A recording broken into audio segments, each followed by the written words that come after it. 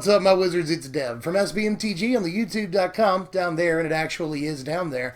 This time I missed that edit on the last video, among others, but you know, new day, new deck. Let's go ahead and tell you about this thing, which I'm really excited to tell you about. Today is Blue-Red Zombies. I'm surprised I haven't seen a whole bunch of other YouTubers talk about this deck, because it's actually, I think, really, really well positioned, and it's not just my opinion. There's a lot of writers who are hyping this deck right now, because even though it didn't get literally any new cards from Aether Revolt, it's still, ironically, really, really well positioned in Aether Revolt Standard. Now, I'll tell you why I think that this deck is so good in the format as we move through the individual card choices, but I feel like this deck works very different than most traditional decks. So before we just jump into the individual cards here, I'm going to talk for just a little bit about exactly what the deck is trying to accomplish. And to do that, I'm going to need a graphic. So in just a second, there's going to be a picture on your screen other than me. Just get ready for it.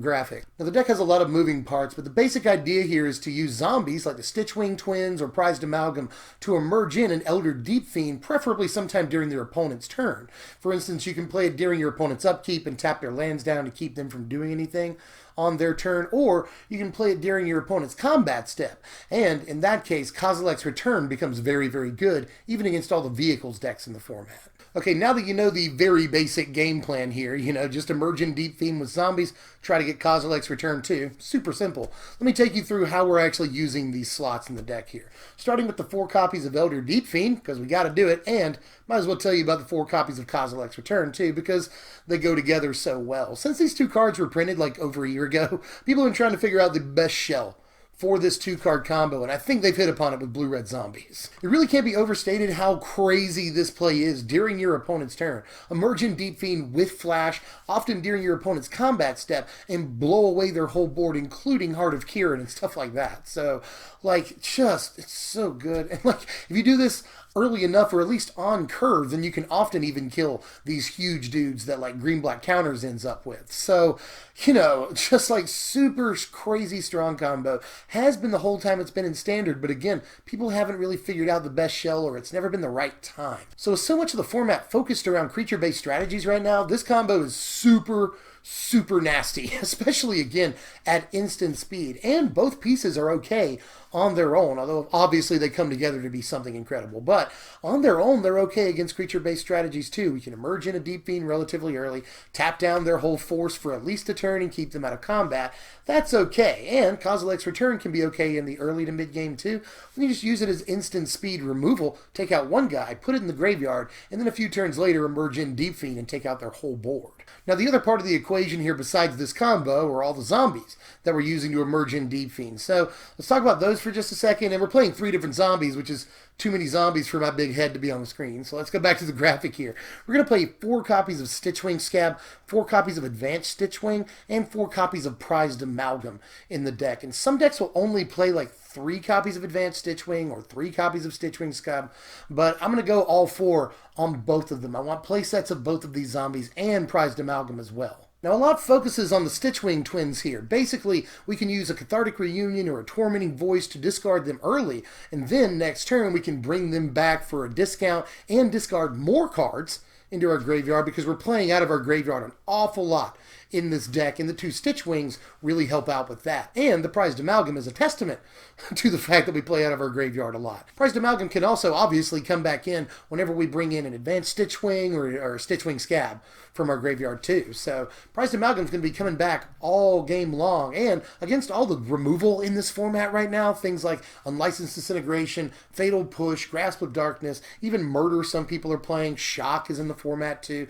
There's just a lot of removal played by literally every deck, even the aggro decks. So cards this resilient that just keep coming back are going to overwhelm those decks' removal plans. It's also worth noting that both of our Stitchwings have flying, which is really good in this format where the only high-profile flyer is Heart of Kiran. If we can get past that, then we can do a lot of work with these 2 flyers. We can either fly over for damage against ground-based creature decks, or we can eat up Planeswalkers against some other decks. Like Control will try to play Planeswalkers against us, and honestly, this deck just eats a lot of Control decks alive, because we can keep bringing back our zombies, and we can fly over to bust up their Planeswalkers. Also, on the subject of Stitchwings, it's worth noting too that you don't have to discard these to Cathartic Reunion or Tormenting Voice and then bring them back from the graveyard. You could always just play them on curve and then emerge in Deep-Fiend that way, and then you can always bring it back from your graveyard. This keeps get you having a constant board presence, you know? And if you can get back Prized Amalgams while you're at it, that's even better. These creatures also lead to the deck being fairly grindy in some matchups, you know. The matchups you don't want to grind out so much are green-black counters because their creatures get huge and above Kozilek's return. But against most other matchups, we are very comfortable grinding out the game because we'll just keep emerging in Deep-Fiends, getting back the zombies that we use to emerge them in, you know, bringing back Stitchwings, bringing back Amalgams. We can eventually overwhelm. The last thing I'll say about these zombies is that they also sort of make Kozilek's return better. You know, like I said before, people have been trying to figure out the best shell for this blue-red, you know, Kozilek's return, Elder Deep-Fiend combo for over a year now. And they work really, really, really well with zombies because we don't have to care too much about pulling the trigger on a Kozilek's return and blowing away the board if we can just sort of nonchalantly get all of our guys back the next turn anyway. So that also makes these creatures ideal for this shell. The only other creature the deck plays is the 2 copies of Wretched Gryff, and it's mostly to have another way to set off a Kozilek's return. We basically have 6 ways if we play 2 copies of Wretched Gryff. But Gryff doesn't have flash, which is part of the reason Elder Deep-Fiend is so good with return. But even that being said, Gryff is still very easy to get the emerge off of and very easy to bring zombies back once you sack them to emerge this in. And it draws you a card, which is good. Very welcome in a deck that discards so many cards. So being able to draw cards is pretty important too. And it's yet another flyer, which we've already discussed are pretty good in this format. Now we've got a few slots left here for spells, and I've already told you about these cards a bunch of times in the video. I've brought them up before, so I might as well go ahead and put them on your screen. We're going to play 4 copies of Cathartic Reunion and 2 copies of Tormenting Voice in the deck. Now again, this deck plays a lot out of its graveyard, so we need a reliable way to put stuff in the graveyard as early as possible, and these 2 are definitely the best tools in the format for that, you know. And I think the split is right here, because a lot of the times with Cathartic Reunion, you'll want to dump 2 cards in your yard, and by the way, drawing 3 cards is just better than drawing 2 cards, but a lot of times just discarding cards is a blessing for us. We want to discard a Stitchwing Skaab and a Kozilek's return, or we want to discard an Advanced Stitchwing and a Prized Amalgam. So it's sometimes best to discard as many cards as we possibly can. So I think the split is right here. We've got 8 slots left for spells in the deck, and I'm going to spend them all on removal here, because removal is really important in this format, and one of these actually helps out with our discard strategy. So we're going to play 4 copies of Lightning Axe, that's that card, and 4 copies of Fiery Temper in the deck. Now, both of these are actually fairly flexible pieces that obviously work with one another right now. For just 2 mana, you can take out a 5 toughness creature or less and a 3 toughness creature or less, or burn them for 3, maybe take out a Planeswalker with the Fiery Temper, whatever you want to do. So these are both very important, and Lightning Axe, again, works with our discard strategy. And these also, this is very notable here, gotta point this out, both of these pieces can shut down Cat combo at instant speed. Either you'll target the Cat with the Lightning Axe, or you'll target the Saheeli with the Fiery Temper in response to her -2. So both of these bust up Cat combo, which is obviously super awesome right now, you know. So these pieces have a lot of versatility, you know. Right now, say you can, for just 2 mana, you can bust up Rishkar and a Snake. That's really important. Like, you can, while their +1/+1 counter triggers are on the stack, kill both of them, whatever. So, and Lightning Axe is really good against the green-black counters deck. It's our best weapon against those. And even though some creatures can get bigger than Lightning Axe, you can always, like, Verdurous Gearholt's trigger is on the stack, kill something with the Lightning Axe. You know, either the Gearhulk or a Snake or a Rishkar, whatever.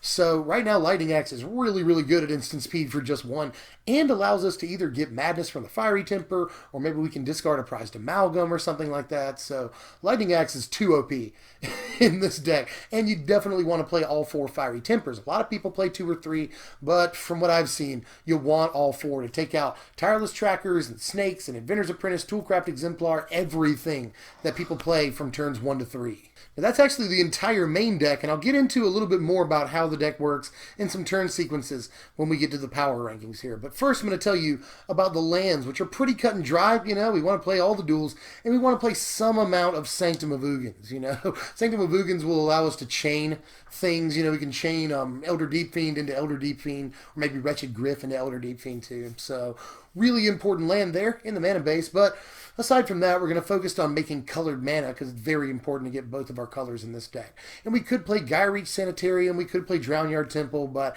I and many others don't think that that's that important right now. I think that the only really important non-basic, non-dual land to play is Sanctum of Ugin, and it is that important. You'll sometimes see as many as 4 copies in a deck, but I'm very focused on colored mana here, and To be honest, I'm actually playing one more land than a lot of people play. I felt that was necessary. Here's your sideboard right here, and a lot of it's fairly self-explanatory. You know, Shock against Cat combo, Ceremonious Rejection against Heart of Kirin, Negate against vehicles and planeswalkers. But some people are going to be weirded out by the fact that Fevered Visions is in the board now, because a lot of versions of this deck play Fevered Visions in the main. Now, in this format, with a lack of control decks, I really didn't feel like Fevered Visions was very necessary. Now, the card draw on our end is really, really nice on Fevered Visions, but if you're doing things on curve the way you want to, there's no, non-awkward spot on the curve to play a Fevered Visions right now.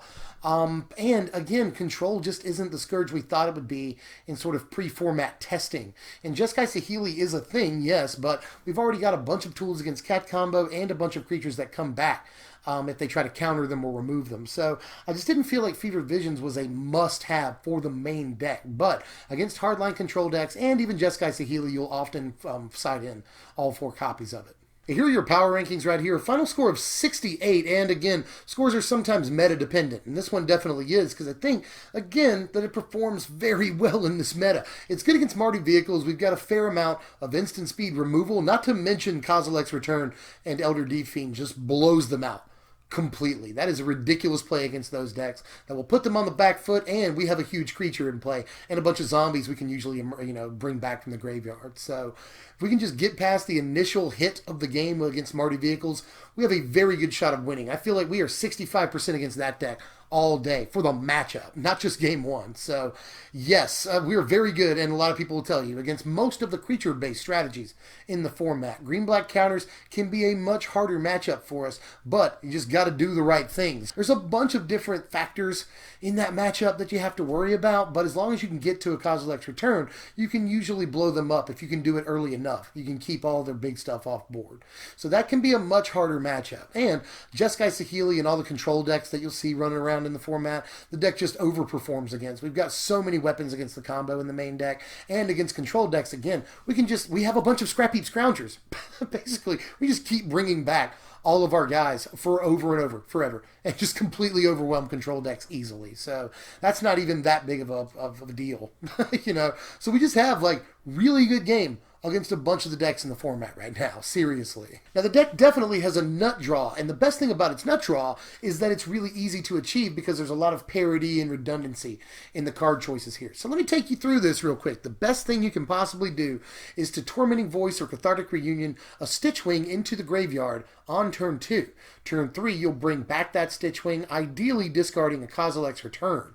Turn 4, you'll sacrifice the Stitchwing to emerge in Deep-Fiend, preferably on their turn, and use Kozilek's Return to blow away all of their creatures. That is a ridiculous turn sequence that there are a lot of ways of getting to. We're playing 6 different copies of these sorcery speed 2-mana cards like Cathartic Reunion and Tormenting Voice. We're playing 8 different Stitchwings, and we're playing 4 of both combo pieces, Return and Elder Deep-Fiend. So a lot of parity in the card choices here, and it's very easy to get that nut draw. And if you do get it on turn 4, it can often be completely game-breaking. No matter when this took place in the game, If this took place on turn 4, that's awesome. If it took place on turn 9, that's still awesome. If it took place on turn 16, that's still great because you in most cases, blew up their entire board and you have a huge guy. And the later on in the game it is, the better chance there are a bunch of cards in your graveyard you can bring back. And there's also a much higher chance that you can emerge in an Elder Deep-Fiend and during that instep get 2 Prized Amalgams back too. So one more time, just in summation, the deck is very good against removal right now, and we have some of the best removal we've ever seen in a standard environment in the standard right now, so that's pretty important. And the deck is really good against creature-based strategies because all of its cheap removal and the ability to Kozilek's Return everything off the board for 5 damage during your opponent's turn. So again, we're in a creature-based format right now. That play is ridiculous. And again, there's also the fact that the deck performs well against control because it can just keep getting all of its creatures back even if they're countered or removed in some way. So the deck has a lot of game against literally everything that people are playing right now, and I highly suggest you try it out, especially considering this version of the deck only cost about $125 on TCG Player right now. And some versions you'll see play Chandra's in the board, like a 2 of Chandra in the board. That was super scary. You may have noticed Julie jumped up on the thing that the camera's sitting on, and that freaked me right out, but everything's okay.